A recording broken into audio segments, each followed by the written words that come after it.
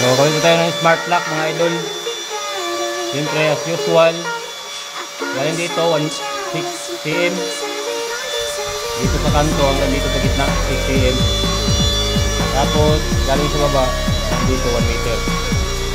Ito po yung gagawin natin, mga smart lock. Wala, basic lang naman to kasi ano, may manual sila. Siyempre, baguhan. Kung bago lang kayo, kung gusto nyo mag-DIY, ito yung mga lock sa bahay ninyo. Kasi meron tayong guide.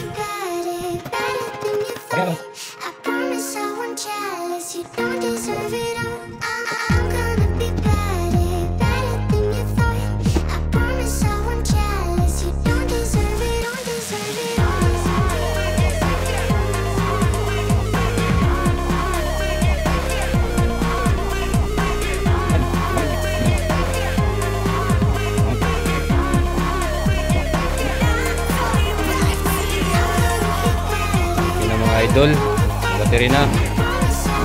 Original na battery yan ha. Hindi po ni local.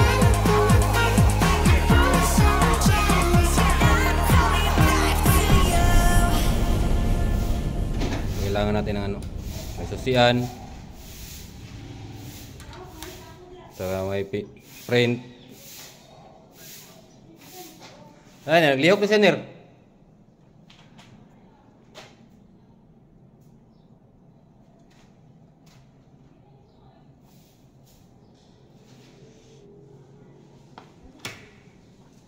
Let's go.